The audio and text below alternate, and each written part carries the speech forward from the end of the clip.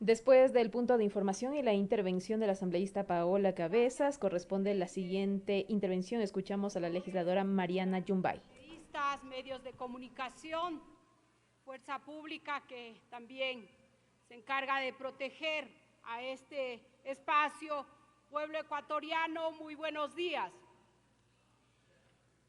Es importante que estas propuestas de exhorto ojalá se puedan atender en el momento oportuno.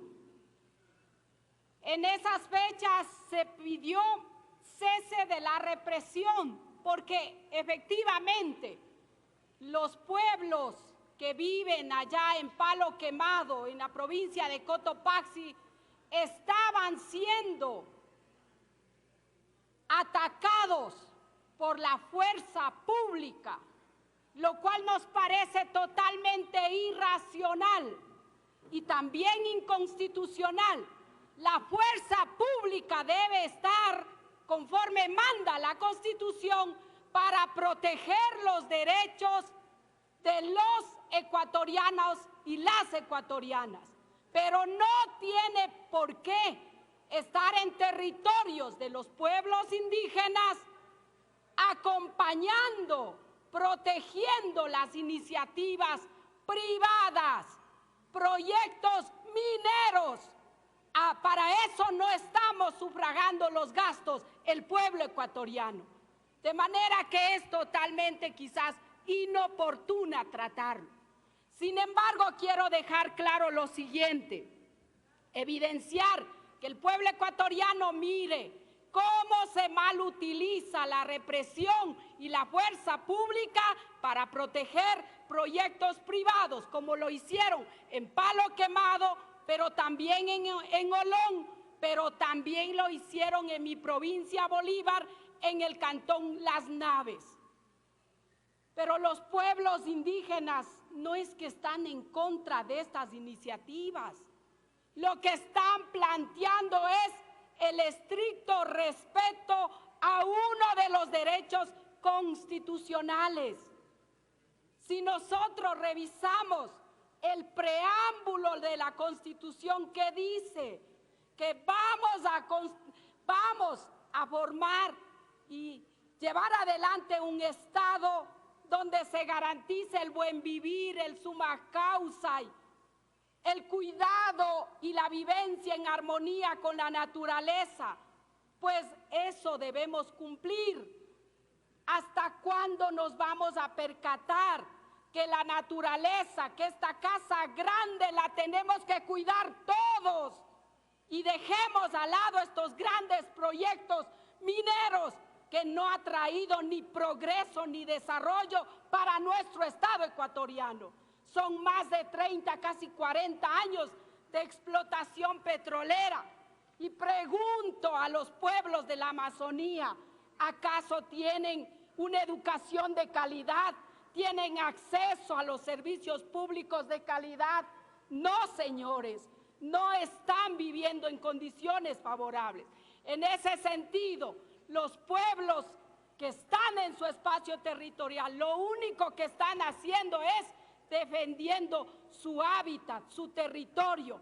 Y la Constitución prevé en el artículo 57, reconoce el derecho que cualquier iniciativa, cualquier proyecto, programa que tiene relación o que va a afectar derechos de pueblos indígenas, los pueblos indígenas tienen que ser consultados previa, libre e informada. ¿Eso qué significa? Si no entiende la ministra de Ambiente y otros, significa que tienen que hacer estudios de impacto ambiental, social, cultural, económico, y esos estudios tienen que ser presentados a los pueblos que van a ser afectados. Y solo luego de eso los pueblos podrían decir sí o no, pero lamentablemente aquí no se respeta este derecho que no solo es constitucional,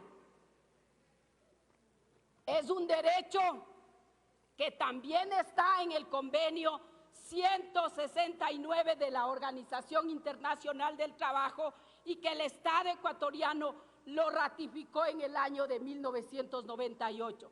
También está en la Declaración de las Naciones Unidas sobre los Derechos de los Pueblos Indígenas, pero también está en la Declaración Americana sobre los Derechos de los Pueblos Indígenas.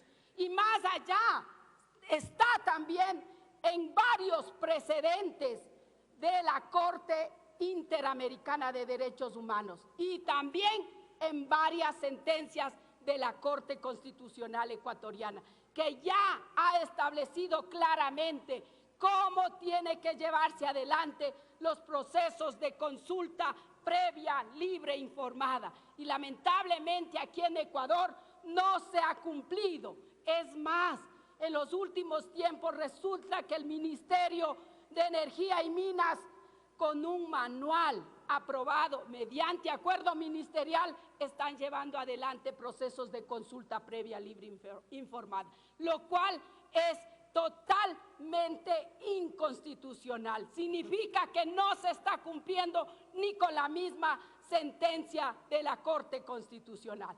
Lo otro, la consulta previa, libre e informada no es una cuestión de socialización como algunos interpretan.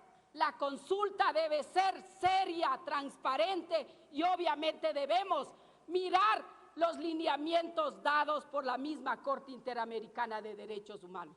En ese sentido, señor presidente, pedirle que cuando se plantee este tipo de exhortos se trate en la sesión para que sea oportuno, no como ahora se pretende hacer, cuando ya hay personas que han sufrido daños en sus cuerpos. Hay varios ciudadanos que están hospitalizados y en estado de coma únicamente por defender su territorio. En ese sentido, insisto que esta asamblea, varios asambleístas ya han señalado, tienen una tarea o tenemos una tarea crucial de aprobar lo más pronto posible una ley que viabilice la consulta ambiental, que es una cosa, otra ley que viabilice la consulta previa, libre e informada y que garantice el consentimiento previo, pero también la ley de consulta prelegislativa, que son tres